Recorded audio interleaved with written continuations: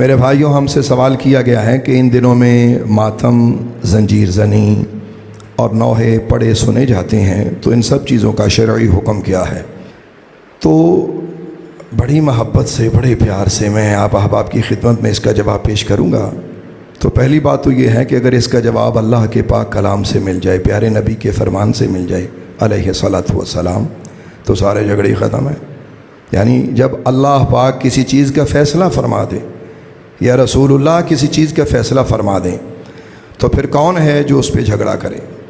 اچھا، یہاں ایک مسئلہ ہے، ویڈیو کے شروع میں ہی آپ اس چیز کو سمجھ لیں کہ اگر اس سوال کا جواب میں قرآن پاک سے پیش کروں تو ہو سکتا ہے کوئی بھائی کہے جی کہ یہ جو آپ نے قرآن پاک کا مفہوم لیا ہے یہ سنی مکتبہ فکر سے ہے تو ہم اسے تسلیم نہیں کرتے۔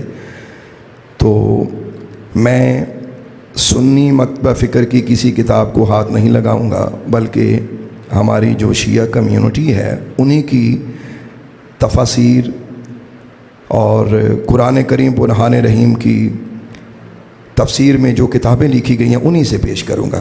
اس سوال کا جواب ذرا سماعت کیجیے۔ جی، جواب کی طرف ہم بڑھتے ہیں۔ سب سے پہلی بات تو یہ ہے کہ اہل سنت کے نزدیک یہ سب چیزیں حرام ہیں اور گناہ ہے، یہ ہمارا موقف ہے۔ اچھا، ہمارے اہل تشیع کمیونٹی کرتے ہیں اور وہ اس کو ثواب بھی سمجھتے ہیں، بڑی محنت کرتے ہیں، انہیں بتایا یہ گیا ہے۔ تو ہماری اس ویڈیو کو آپ پرسکون طریقے سے دیکھ لیجئے، اور اگر آپ کو لگے کہ میں سچ کہہ رہا ہوں تو آپ اس کو تسلیم کر لیجئے، اور اگر آپ کو لگتا ہے کہ میں خلاف واقع بات کر رہا ہوں تو پھر آپ اپنی مرضی کیجئے۔ دیکھیے، میرے سامنے قرآن کریم برہان رحیم ہے، اللہ کے پاک کلام سے میں اس کا جواب دینے لگا ہوں، آپ کی سماعتوں کی نظر کرتا ہوں۔ فتح مکہ کے وقت سرکار مدینہ علیہ الصلاۃ والسلام نے صحابہ کبار علیہم الرضوان ان سے بیعت لی، یعنی مردوں سے بیعت لی۔ مردوں کو بیعت کرنے کے بعد پھر آقا کریم علیہ الصلاۃ والسلام نے بیویوں کو، خواتین کو، عورتوں کو بیعت فرمایا۔ جب آپ نے ان کو بیعت فرمایا تو اللہ کا قرآن اس میں کچھ یوں فرماتا ہے، یا ایھا النبی اذا جاءک المؤمنات یبایعنک علی الا یشرکن باللہ شیئا ولا یسرقن ولا یزنین ولا یقتلن اولادہن ولا یأتین ببہتان یفترینہ بین ایدیہن وارجلہن ولا یعصینک فی معروف فبایعہن واستغفر لہن ان اللہ غفور الرحیم۔ اب اس آیت کا ترجمہ بھی ذرا آپ سماعت کر لیجئے تاکہ مسئلہ سمجھ میں آ جائے۔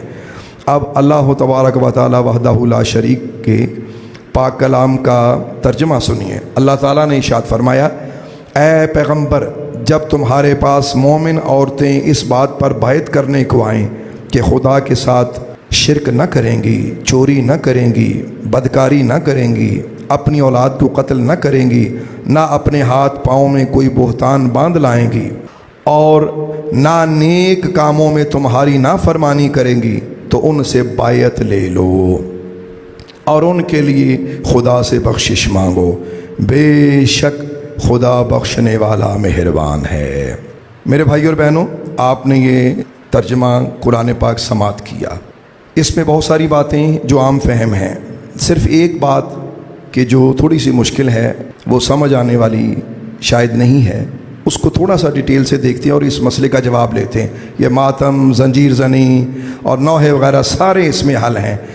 قرآن پاک کی اسی آیت میں یہ الفاظ موجود ہیں، وَلَا يَعْصِينَكَ فِي مَعْرُوفٍ، کہ پیارے حبیب کریم علیہ الصلاۃ والسلام، آپ ان بیبیوں سے نیک کاموں پر بیعت لے لیں تاکہ یہ نافرمانی نہ کریں۔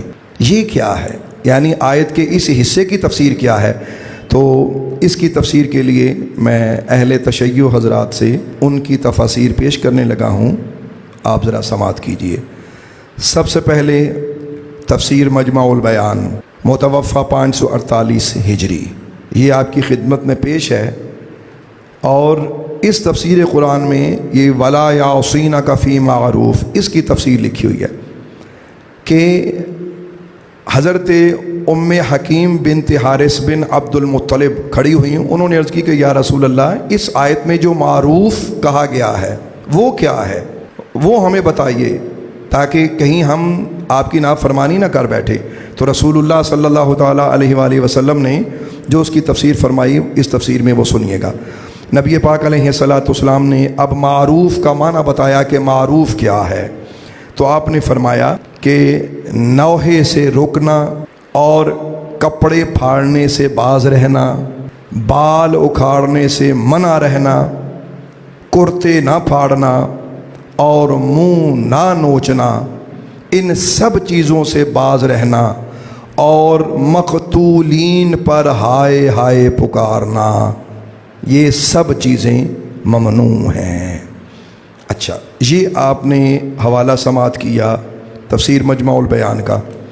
اب ایک اور تفسیر قرآن شیعہ حضرات کے گھر سے ہی میں پیش کرتا ہوں، وہ بھی آپ سماعت فرمائیے۔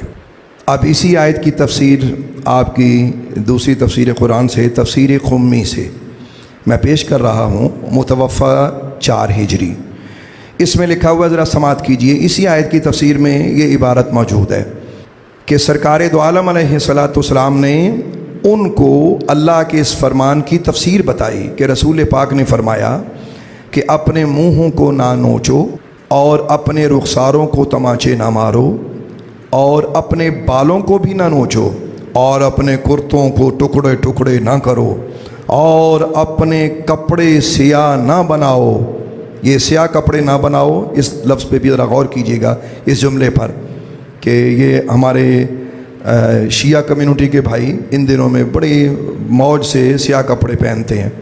یہ اپنی تفسیر قرآن پاک میں رسول اللہ کا فرمان دیکھ لیجیے آپ کہ نبی پاک نے سیاہ کپڑے پہننے سے بھی منع فرمایا، اور ہائے ہائے اور ہلاکت ہلاکت نہ پکارو اور قبر کے پاس نہ کھڑی ہو۔ تو رسول اللہ نے ان شروط پر عورتوں سے بایعت فرمائی۔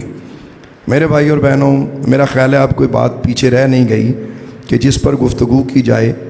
ایک حوالہ میں آپ کی خدمت میں اور پیش کر دیتا ہوں۔ 3 حوالے آپ کی خدمت میں پیش کرنے کے بعد مجھے امید ہے کہ الحمدللہ مسئلہ جو ہے وہ واضح ہو جائے گا۔ اب یہ تفسیر قرآن کا ہی حوالہ ہے۔ یہ کون سی تفسیر قرآن ہے؟ یہ بھی شیعہ کمیونٹی کی تفسیر قرآن ہے، تفسیر الصافی فی تفسیر کلام اللہ الوافی۔ یہ الفیض الکاشانی کی تفسیر قرآن ہے، متوفہ 1090 ہجری، یعنی 1090 ہجری۔ وہ اپنی اس تفسیر قرآن پاک میں کیا لکھتے ہیں؟ یہی جو عبارت میں نے پیش کی، صرف 1-2 لفظ آگے پیچھے ہیں، باقی سارے کا سارا معاملہ جو پیش کیا، کچھ الفاظ الگ، تو اس کے اندر بھی یہی چیزیں موجود ہیں جو میں نے آپ کی خدمت میں پیش کی ہیں۔ میرے بھائیوں، ویڈیو کو لمبا کرنے کی کوشش نہیں کی گئی، اختصار کے ساتھ آپ کی خدمت میں یہ پیغام دیا گیا، اور بڑی محبت سے، جب اللہ کا فیصلہ آ جائے، رسول اللہ کا فیصلہ آ جائے، اور ابھی میں نے کسی سنی تفسیر کو، سنی کتاب کو، اور آپ کی بھی اب یہ بہت ساری کتابیں رہتی ہیں، یعنی ہماری جو شیعہ کمیونٹی ہیں ان کی بہت ساری کتابیں ہماری نظر میں ہیں جن کو میں نے ہاتھ نہیں لگایا۔ تو اللہ کے قرآن کے فیصلے آنے کے بعد کسی کی کیا مجال ہوتی ہے، کسی کی کیا جرت ہے رہ گئی؟ سرکار مدینہ علیہ الصلاۃ والسلام کا فرمان عالی شان سننے کے بعد کیا اب ان چیزوں کی گنجائش ہے؟ فیصلہ آپ پہ چھوڑتا ہوں۔ اللہ تعالی ہم سب کو راہ ہدایت پر قائم رکھے۔